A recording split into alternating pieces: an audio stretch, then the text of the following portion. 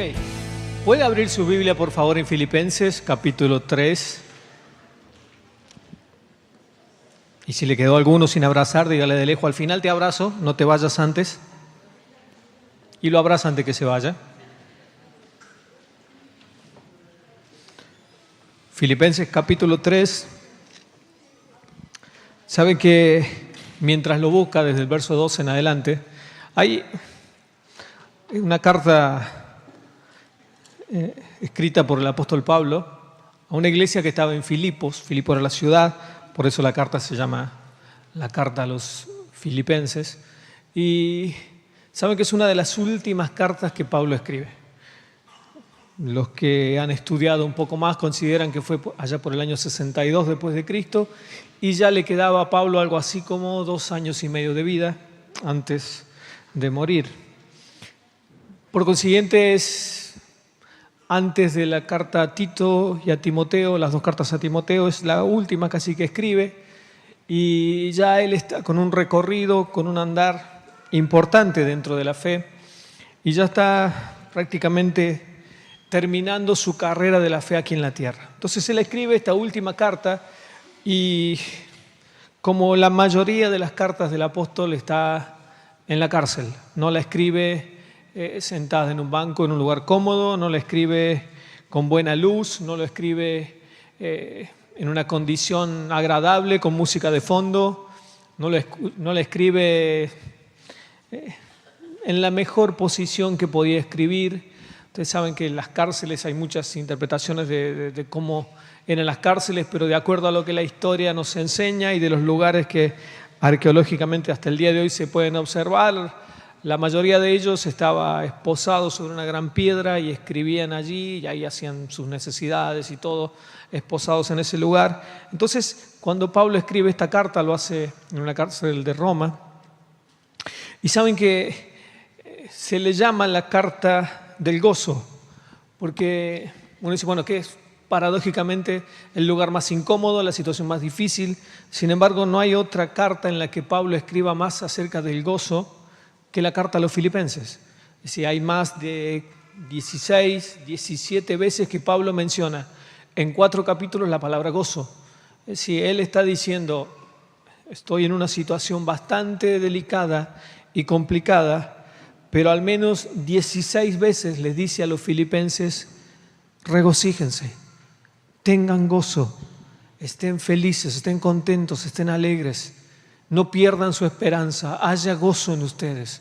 Y es notable porque cualquiera de nosotros ante una situación que nos incomoda, que nos desespera, en la que no estamos felices de atravesar una circunstancia, lo menos que hablamos probablemente tenga que ver con el gozo. Siempre hablamos de lo que nos ocurre y no porque somos hipócritas, sino porque nos cuesta ver más allá de lo que estamos viendo hoy en día, ¿no? Entonces, hay una encuesta que hoy circula en las redes y la mayoría de las personas hablan de la poca expectativa que tienen en relación a que la situación en nuestro país mejore. La mayoría de ellos creen que la situación va a empeorar, la mayoría de ellos creen que el año que viene va a ser igual o peor que este, la mayoría cree que la economía no va a mejorar, la mayoría considera que va a estar peor aunque la economía mejore. Y uno cuando le pregunta a la gente o escucha lo que la gente dice, el comentario generalizado es ese: vamos de mal en peor, esto no tiene arreglo, que venga, que vuelva, que esté, esto no era, cada vez hay menos, cada vez comemos menos, cada vez es más difícil. Sería muy difícil hoy en día escribir una carta del gozo en medio de la situación que estamos atravesando. Por eso le animo a escuchar las últimas prédicas que hemos estado recibiendo como congregación de cómo ser bendecidos en tiempos de crisis. Pero el apóstol, hablando allí en Filipenses capítulo 3,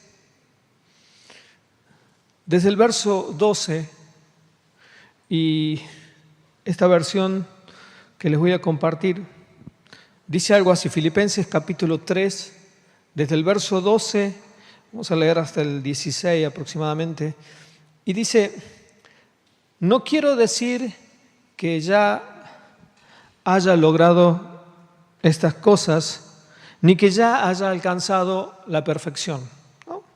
Yo mismo, dice otra versión, no pretendo haberlo alcanzado, sino, ¿no? Dice más, pero sigo adelante a fin de hacer mía esa perfección para la cual Cristo Jesús primeramente me hizo suyo. Verso 13 dice, no, amados hermanos, no lo he logrado, pero me concentro únicamente en esto. Olvido el pasado y fijo la mirada en lo que tengo por delante. Y así avanzo hasta llegar al final de la carrera para recibir el premio celestial al cual Dios nos llama por medio de Cristo Jesús. Verso 15 dice que todos los que son espiritualmente, y me gusta esta versión porque otras versiones dicen perfecto, pero esta versión dice espiritualmente maduros, estén de acuerdo en estas cosas. Si ustedes difieren en algún punto, estoy seguro de que Dios se los hará entender, pero debemos aferrarnos al avance que ya hemos logrado.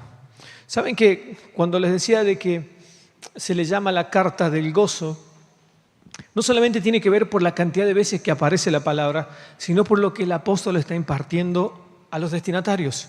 Él los está animando, Él los está exhortando, y no es que está dando su testamento final como diciendo, bueno, yo me voy a morir y ustedes tienen que seguir adelante. No, les está animando. Hay un concepto genuino en Él. Él les está diciendo, lo que les estoy transmitiendo es palabra viva, es eficaz, yo estoy convencido. ¿No? Dios está obrando y sé que Dios lo va a seguir haciendo. Y saben que hay, al menos en esta carta, hay una diferencia entre felicidad y gozo. Y me gustó porque el diccionario define la palabra felicidad como el estado de ánimo que siente una persona plenamente satisfecha por disfrutar lo que desea o por algo bueno. Es decir, sea una fecha, un cumpleaños, un regalo, algo que no esperamos y recibimos de pronto, algo que es una sorpresa, algo que nos hace bien, algo que decimos, bueno, tiene que ver con la situación. Eso nos produce felicidad. Pero el gozo del cual está hablando el apóstol Pablo es otra cosa, porque el gozo es la seguridad confiada en el obrar amoroso de Dios en nuestras vidas. Y eso es diferente a la felicidad, porque la felicidad depende de los acontecimientos, pero el gozo depende de Cristo Jesús. Es decir, todo lo que nos ocurre en nuestras vidas no tiene solamente que ver con el acontecimiento en sí. Es decir, ¿conocen gente que todo el tiempo se anda riendo y eso, anda las patas al aire como si fuera un molinete y uno dice, ¡ay, qué gente gozosa! Hasta que ocurre algo en su vida y se le acabó la alegría, ¿no? Porque la alegría no tiene que ver con andar a las carcajadas todo el tiempo, andar diciendo chistes, o alguno dice, ¡ay, este es serio! O este, ¿no? Allá viene el chistín, ¿no? ¿A quién me va a hacer reír cuando lo vea? Hasta que ocurre algo y uno se da cuenta que dice, viene con cara de pocos amigos. No tiene la cara que tiene siempre, ¿no? ¿Cómo nos levantamos hoy? Decimos. Es el típico cristiano que tiene su vida basada en la felicidad, en los acontecimientos. Depende cómo está contento. Hay otros que directamente la cara no les cambia, con gozo, sin gozo, con felicidad, ¿no? Lo tienen ubicado, ¿no? No miren para el costado ni para... ¿no? Ya saben más o menos quién es, de que ni los acontecimientos, ni Dios mismo les cambia la cara, entonces ya los tiene ahí, ya saben cómo son. Entonces, por ahí están tan contentos que uno ni sabe que están contentos porque no lo expresan, ¿no? Pero el gozo tiene que ver con Cristo mismo gobernando cada una de las situaciones de nuestras vidas de manera amorosa. Entonces, cuando pasamos momentos difíciles, no perdemos el gozo porque sabemos que Dios tiene el control. No entendemos la situación, nos duele, nos resulta incomprensible, pero sabemos que Dios tiene el control. No perdemos el gozo. Aquel que tiene basada su fe en la felicidad de los acontecimientos, cuando recibe una bendición, está allá arriba.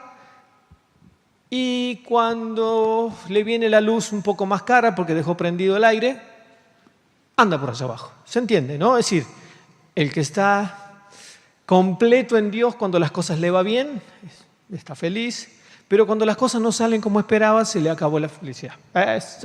¿No?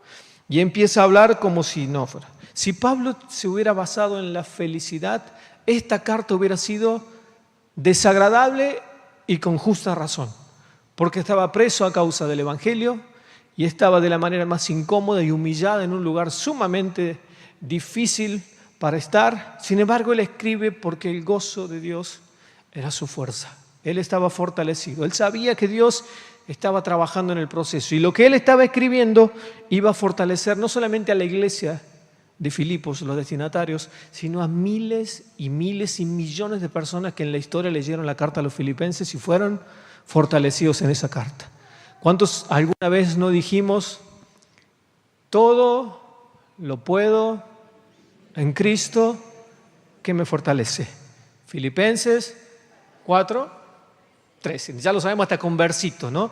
Todo lo puedo en Cristo que me fortalece. Filipenses 4:13. El que te lo está diciendo está esposado arriba de una piedra, probablemente hecho encima con todas las necesidades que ustedes se imaginan, porque no lo sacaban al baño y decían, bueno, andá un ratito al baño y volvés. No, estaban allí tirados en un pozo. Sin embargo, él dijo, todo lo puedo en Cristo que me fortalece. Su fe no estaba basada en la felicidad, estaba basado en el gozo de Dios. Entonces, cuando vemos que Pablo habla estas cosas, los 4 capítulos de la carta hablan de gozo. El capítulo 1 habla del gozo en medio del sufrimiento. Léalo después, no es muy largo, usted lo puede leer en su casa. Hoy, mañana, pasado, cuando lo puede leer en un par de días, puede terminar la carta. El capítulo 2 habla del gozo en el servicio. El capítulo 3 habla del gozo en la fe y termina hablando del gozo en el dar. Pero siempre les está diciendo gozo y fíjense que va llegando el final de la carta y le dice, otra vez les digo, regocíjense. No está hablando de sean felices, sean gozosos en el Señor. Entonces, fíjense que como cada año, a medida que vamos terminando el año, ya nos quedan menos de 40 días para que se acabe el año, ¿no? Así que cuando nos demos cuenta, dentro de un mes vamos a estar entre sidra, garrapiñada y ¿no? El aguinaldo, los que tengan la bendición y el gozo y el lechoncito y ya estamos ahí. Cuando queremos ver, en 40 días ya estamos en el 2019, ¿no? Y cuando llega esta etapa del año uno dice, bueno Señor, algunas empresas hacen el típico balance, algunas empresas empiezan a analizar sus vidas y entramos a mirar los objetivos y entramos a mirar lo que nos propusimos. ¿Cuántos se propusieron cosas a principio de año? ¿Sí? Todos. O nadie dice, bueno, no, porque pareciera que se acaba el año y dice, bueno, ahora sí, el año que viene, ¿no? Y dice, empiezo a manejar, aprendo chino, aprendo a jugar, no sé, cosas, y estamos a tirar metas así, ¿no? Bajo de peso, no, eso no existe, pero bueno, no. Y aparte como lo terminamos ahí, es como que fin de año decimos, bueno, comemos unos kilitos más total en enero, ahí sí, ¿no? Entonces, y es como que, y decimos, bueno, este año vamos a hacer esto, voy a salir a caminar, voy a salir a correr, voy a leer un libro, que por lo general quedan, ¿no? Ahí, a mitad de camino queda el libro ahí, ya en mayo quedó el capítulo 4, y es como que voy a leer la Biblia en un año, ¿no? ¿Conocen gente que dijo, voy a leer la Biblia en un año? ¿Todos los años? ¿No?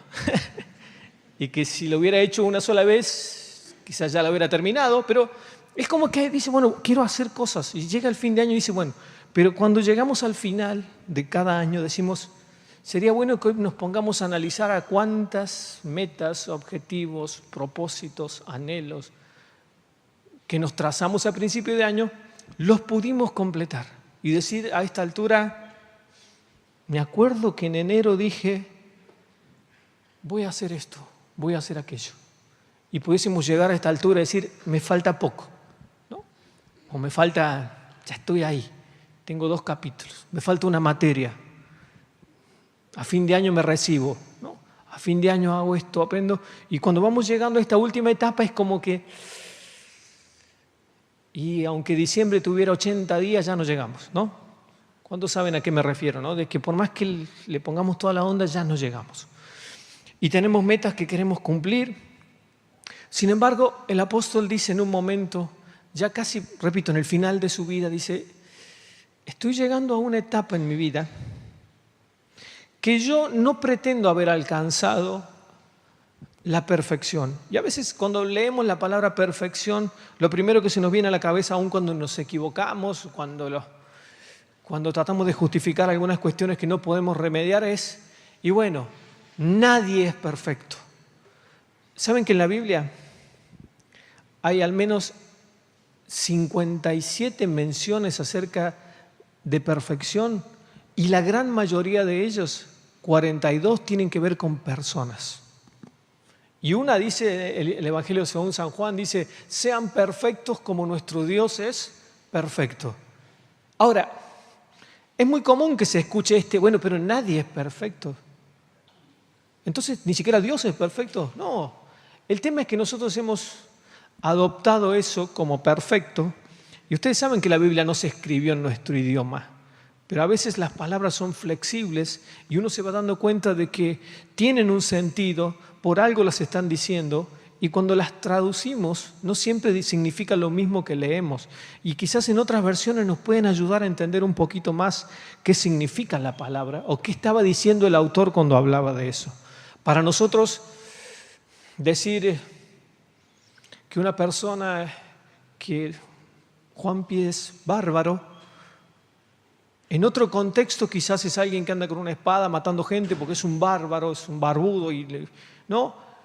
Y para otros quizás, no sabes cómo juega mi nene, juega bárbaro, ¿no? Alguien lo puede entender, alguien no puede entender el sentido de lo que estoy diciendo, pero cuando el apóstol está escribiendo esto, lo que él está mencionando es lo que en la mayoría de los textos del Nuevo Testamento la palabra perfecto nos enseña, y tiene que ver con aquello que está alcanzando la madurez, está alcanzando la plenitud, está alcanzando un carácter ético, moral y espiritual superior. Es decir, cuando Dios les está diciendo, cuando el apóstol Pablo dice, no es que yo lo haya alcanzado, pero cada día me doy cuenta que soy más maduro, me doy cuenta que Dios ha trabajado más en mi vida, me doy cuenta que ha habido un proceso en el que Dios ha empezado y que todavía sigue trabajando. Entonces, cuando leemos la palabra perfecto, nos damos cuenta de que otra de las interpretaciones que tiene es íntegro. Alguien que es perfecto es íntegro. Y ahí desmitificamos un poco el hecho de que, bueno, nadie es perfecto, pero sí conocemos gente que es íntegra. Sí conocemos gente que es entera, de una sola pieza. Gente que es igual acá, gente que es igual afuera, en su trabajo y en donde está. Y esa es una persona perfecta a los ojos de Dios, porque está en proceso. Porque la perfección como tal la vamos a alcanzar un día donde Pablo mismo les está diciendo, cuando lleguemos a su presencia, ahí vamos a ser completamente perfectos. Ahí ya no va a haber forma de que todavía tengamos cosas para cambiar en su presencia. En el proceso lo que nosotros necesitamos es ir madurando, creciendo. No puedo ser igual como era al principio, ¿no? Entonces, a medida que voy avanzando, uno se va dando cuenta que uno va madurando. Lo lógico sería que uno vaya madurando. Ahora, si vamos dejando cosas en el camino, nos va costando cada vez más madurar. Vieron que siempre hay pastores o predicadores que se acostumbran a decirle que está al lado todo el tiempo, decirle que está al lado que sos bonito, decirle que qué linda sonrisa, decirle que Dios te va a bendecir, decir, no.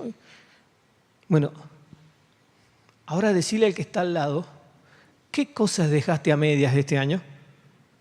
Bueno, no esperen la respuesta, no porque, pero simplemente díganselo como para que esa persona reflexione y dígale, ¿qué cosas dejaste a medias? Pero el que lo escucha no tenía que decir, uff, no, ni seña, ni gesto, si te contara, uy, si supieras, ¿no? Pero saben que esas cosas que vamos dejando a medias nos complican llegar a la perfección. Porque dice el mismo texto, ¿no?, que leíamos recién, de que Pablo decía, yo no lo he logrado. Y mirá que le he puesto onda. Y quiero que busquen conmigo el texto de 2 de Corintios, capítulo 11, versos 23 al 28, donde él pone su currículum y dice, fíjense cómo Dios viene trabajando en mi proceso de perfección.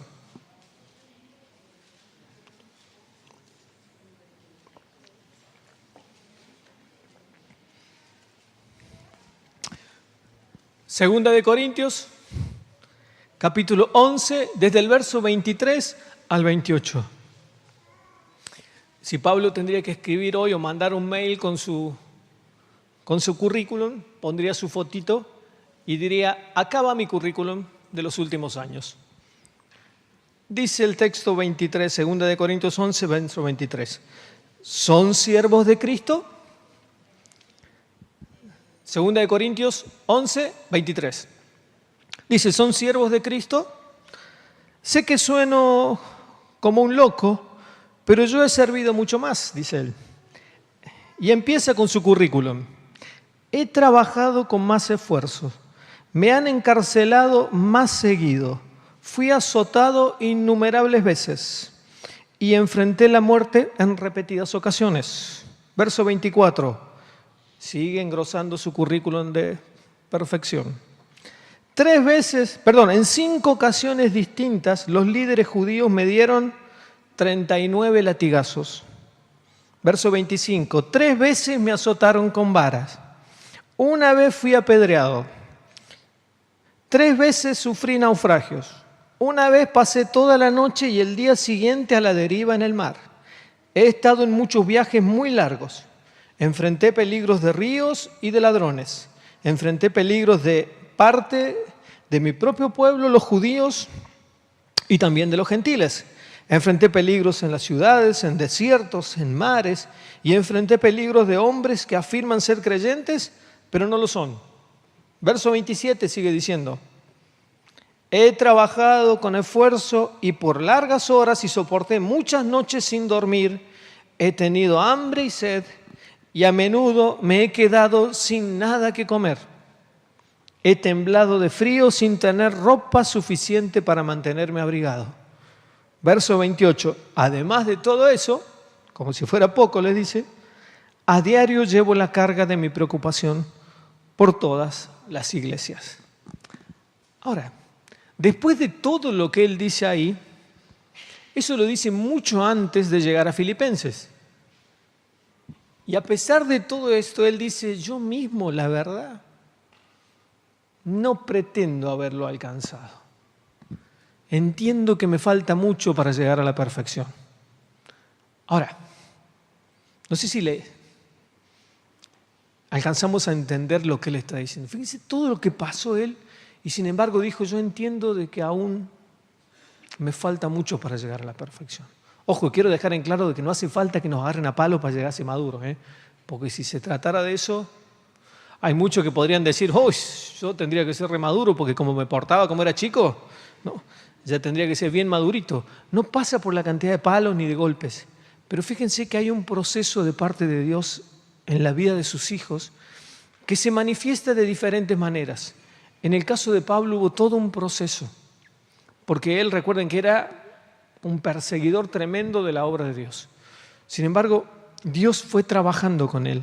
Y saben que aunque no nos demos cuenta, desde que empezó el año, nuestro año calendario, hasta hoy, Dios ha estado trabajando con cada uno de nosotros. Dios empezó a trabajar con cada uno de nosotros.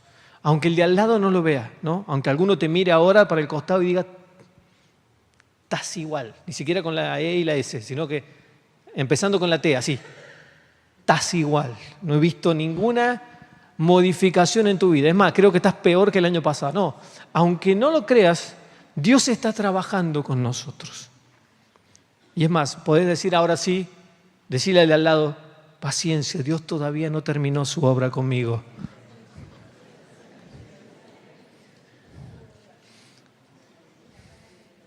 Ahora, en todo el proceso que hemos vivido en el largo del año, seguramente Dios en algún momento te hizo ver que estaba trabajando con vos. ¿Cuántos pueden levantar su mano y se dan cuenta del momento en el que Dios estuvo trabajando específicamente? Y que ustedes sintieron, este es Dios. Acá lo veo, acá está. Un milagro de sanidad, un momento de dolor en la familia, algo que recibimos y que nos trajo alegría, que nos trajo gozo, algo inesperado que uno puede decir automáticamente, como dice una canción, indudablemente tú estás en esto. Acá está Dios, uno lo puede ver a Dios ahí, diciendo es imposible negar la mano de Dios. Dios me libró, Dios me sacó, Dios hizo algo nuevo. Pero saben que la mayoría de las cosas que Dios hace con nosotros ni siquiera nos damos cuenta. Saben que la mayoría de las cosas en las que Dios trabaja con nosotros, Un día nos vamos a dar cuenta en la presencia de Dios de todo lo que Dios hace. Seguramente algún día vamos a llegar a la presencia de Dios y veremos, no sé si un video, una película, de la cantidad de veces que los ángeles de Dios cubrieron nuestras vidas de accidentes, de algún imprevisto, de algún robo, de algún accidente, de algo que pasaba, y sin embargo Dios ahí rodeándonos y cubriéndonos. Como decía el salmista allí en el Salmo 139, Señor, vos me tenés rodeado. Adelante, atrás, arriba, abajo, vos me tenés rodeado. Y seguramente vamos a llegar a su presencia y Dios te va a decir, mira, acá te cuidé yo, acá estuve a tu lado. Pero también vamos a ver a Dios obrando en medio de una crisis, a Dios obrando en medio de una situación que no podíamos manejar, quizás cancelando obras en contra nuestra que ni siquiera nos vamos a dar cuenta, en nuestros trabajos, en los estudios, en la familia, momentos de luchas dentro de los hogares, y seguramente Dios va a estar trabajando ahí. Y aunque el que está al lado no se dio cuenta, seguramente desde que empezó el año, por poner una fecha medible, hasta ahora, no sos el mismo que empezó el año, y seguramente no vas a ser el mismo que lo vas a terminar. ¿Saben que me gusta? Amén. ¿Saben por qué? Porque creo que, ¿recuerdan muchas de las palabras o versículos que escuchamos o que tenemos memorizados están en esta famosa carta?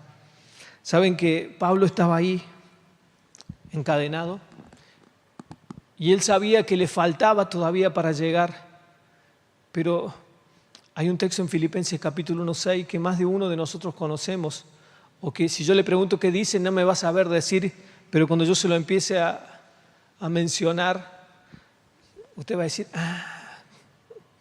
si me hubieras empezado por ahí, seguro que lo decía, ¿no? Y él dice, estoy convencido de esto, que el que comenzó la buena obra en nosotros, irá perfeccionando hasta el día de Cristo Jesús. Aquel, es más, hasta la podemos cantar y la hemos cantado, aquel que la buena obra empezó, ¿no? Será fiel en completarla. Será fiel en completarla. Cuando Dios empieza algo, cuando Dios se empecina con alguien, Dios no deja las cosas medias, ¿no? Dios no es el político que está 50 años en terminar un puente. Dios no es aquel que te promete que te van a faltar la calle, que te van a hacer una casa, no, Dios empieza la obra y la termina. Dios no anda con vueltas, Dios no se le acaba el presupuesto. Dios no tiene que esperar que cambie el año para que modifiquen el presupuesto a ver si te puede hacer una obra el año que viene. Dios es eterno, Dios empezó la obra con cada uno de ustedes y la va a terminar. Cuando Dios se propone algo, Dios lo termina. Cerra tus ojos un segundo y decirle, Señor, gracias porque sé que vas a terminar tu obra en mí. Aunque otros no lo entiendan, yo sé que Dios va a terminar su obra en mi vida. Y dale gracias a Dios y dile, Señor, gracias porque sé que vas a terminar tu obra en mí. Aquel que empezó la obra, la va a perfeccionar.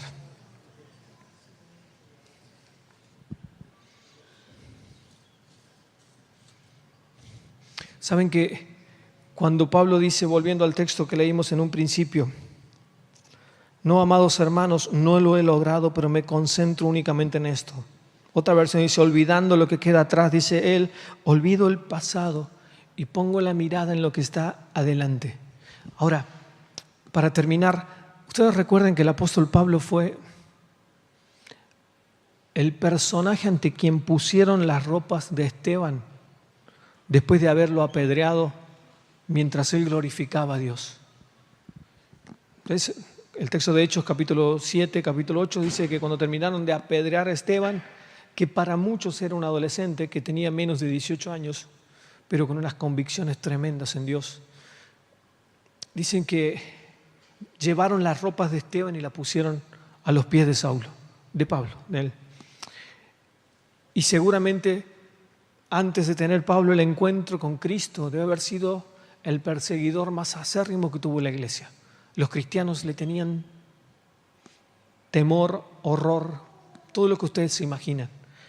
Porque en ese momento no era que se llevaban al padre de la familia para que, bueno, listo, la fe no. Arrastraban los hijos, las mujeres, mataban a todo lo que a ustedes se les ocurra. Ahora, cuando Pablo dice, yo no me puedo quedar en lo que está atrás, No tengo ninguna duda de que en más de una ocasión Pablo habrá vuelto su mente seguramente a la ropa de Esteban, a los niños que lo encarceló, que asesinó, a las mujeres que asesinó a causa del Evangelio. Sin embargo, él dice: yo prosigo a la meta. Sé que hay un objetivo mayor. Mi hermano, yo no sé lo que tuviste que atravesar este año. Probablemente fueron momentos difíciles, momentos de soledad, momentos de preocupación, de angustia, de dolor. Probablemente nadie estuvo a tu lado o nadie se enteró. O probablemente estuviste llorando solo en casa, o tuviste que cerrar tu habitación, las puertas de tu habitación y pedirle a Dios que te saque de ese lugar. Pero aún en ese lugar Dios estuvo. Lo que hayas tenido que vivir nunca, pero nunca estará ajeno a lo que Dios tiene preparado para tu vida. Dios sigue teniendo el control de todo. Y saben que cuando Pablo decía: yo no pretendo haberlo alcanzado, yo sé que queda algo más y prosigo la meta hacia adelante, porque sé que hay un momento en el que voy a alcanzar esa perfección de la cual soy un expectante y esperanzado hombre de Dios, esperando que algún día suceda. Cuando Pablo dice: ya estoy en la etapa final de mi ministerio, pero estoy convencido de que el que empezó la buena obra la va a terminar. Yo sí que fui quizás un desgraciado por la forma en la que perseguí la iglesia, pero aún de ahí Dios me sacó. Y no voy a parar hasta completar toda la tarea que tenga que completar para que otros conozcan el poderoso nombre de Cristo. Cuando Pablo termina hablando en el versículo 13, 14, dice: hay una carrera, hay un objetivo y me he propuesto terminarla. Yo no sé si este año vas a terminar con todo lo que te propusiste, pero estoy seguro de que Dios sí va a terminar con cada uno de nosotros. Y esa es una expectativa enorme que creo que todos tenemos. Yo quiero que terminemos este tiempo de reflexión. Ahora sí quiero pedirte que cierres tus ojos y los mantengas cerrados, por favor.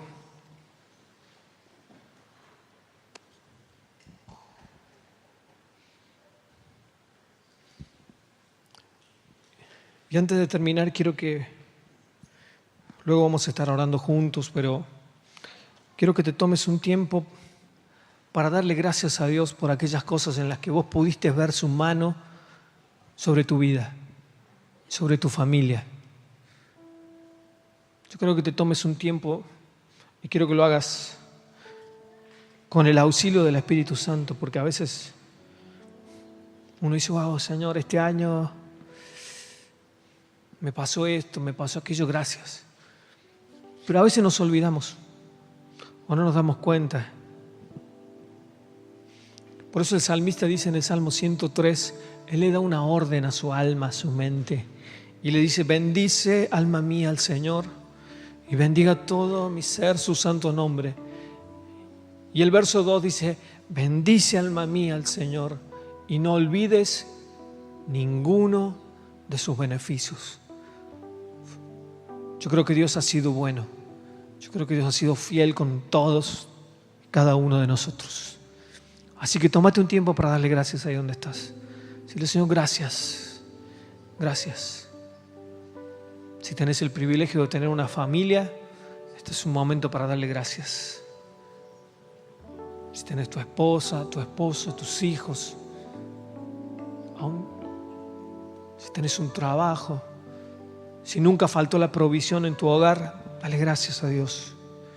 Si este año pudiste ver al Dios sanador, ese Dios que hace milagros, obrando sobre tu vida, decirle: Señor, gracias. Si este año viste la provisión de Dios en medio de las crisis y tuviste un plato de comida todos los días en tu mesa, dale gracias a Dios. Ese es Dios. Él sigue teniendo cuidado de sus hijos. El mismo salmista decía: yo joven fui y he envejecido, y no he visto justo desamparado, ni a sus hijos que mendiguen pan. Y sabes que esa promesa hasta el día de hoy sigue siendo real en nuestras vidas. Dios sigue siendo el que nos provee. Sabes que este año, en medio de la llamada crisis de nuestra nación, nuestros hijos y los hijos de Dios han sido bendecidos. Muchos hasta han podido cambiar sus autos, han mejorado su posición económica en medio de la crisis. Ese es Dios obrando en tu vida. No te olvides de los beneficios de Dios. Dale gracias si en tu hogar hubo paz. Dale gracias si en tu hogar hubo tiempos de comunión, hubo tiempos de abrazos. Dale gracias porque ese es Dios mostrándote tu amor. Aún dale gracias si estás en una congregación que te permite crecer. Quizás si tenés algún líder que te abraza, si tenés alguien que te ayudó en este año en alguna situación y Dios lo puso ahí al lado, decirle: Señor, gracias por mi hermano, por mi hermana, gracias por ellos, Señor. Quiero ser un agradecido. No me quiero olvidar del beneficio que es ser hijo tuyo, Señor. Gracias. Deja que el Espíritu Santo traiga a memoria esas cosas por las cuales tenés que agradecer.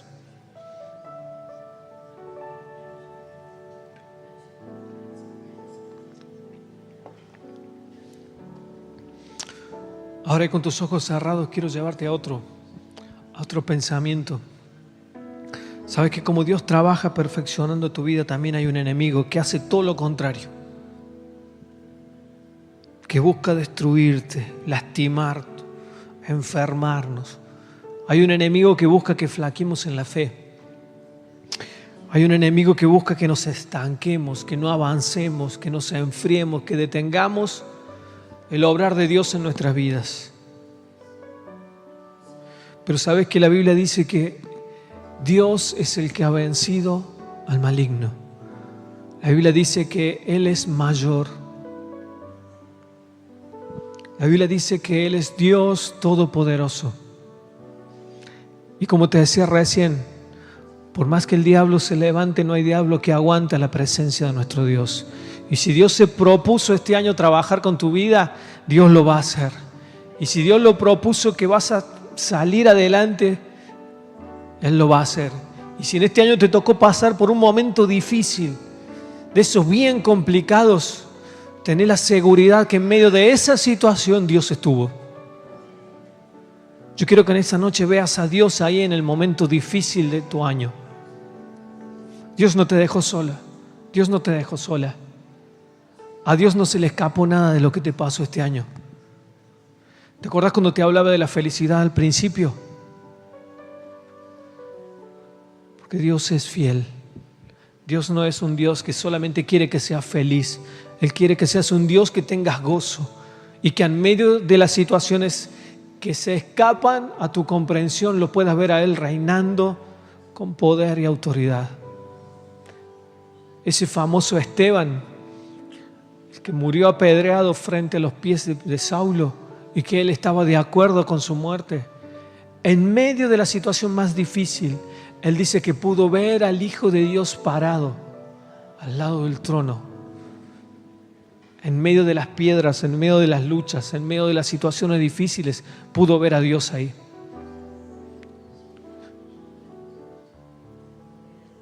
Yo oro para que puedas ver a Dios en medio de la situación que atravesaste este año.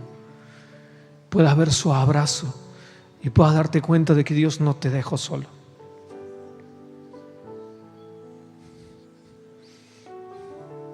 Recordar las palabras que el mismo apóstol decía. Estoy convencido de esto, que el que comenzó la buena obra en nosotros la irá perfeccionando hasta el día de Cristo Jesús. Dios está empecinado con vos. Vos no lo merecés, yo tampoco. Pero Dios está empecinado en cada uno de nosotros. Dios se ha propuesto sacarnos buenos y lo va a hacer. Y quiero que terminemos este tiempo orando los unos por los otros. Vamos a juntarnos ahí de a dos, de a tres. Veo que algunos ya están juntos o abrazados. Tratemos de movernos lo menos que podamos.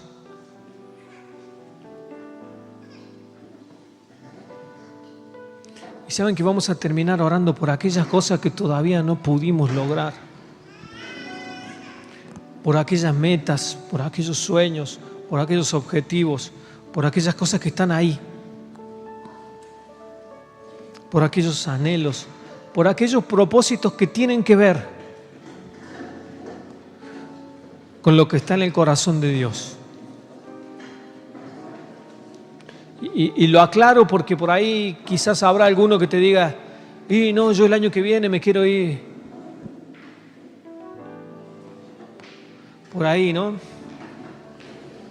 O tengo el propósito antes de fin de año de ir a Qatar. No. ¿Cuál es el propósito por el que estás orando? ¿Cuál es la necesidad que podés compartir? Así oramos juntos. Quiero ayudarte a orar. Quiero que juntos nos tomemos el tiempo para orar juntos y decir, Señor, antes que termine el año queremos ver tu mano. Ya no queremos quedarnos con lo que quedó atrás. Ahora proseguimos a la meta. Hay un objetivo, hay un propósito y ahí apuntamos. Ahí es donde vamos. Esa es la meta. Señor, queremos que vos nos ayudes a llegar.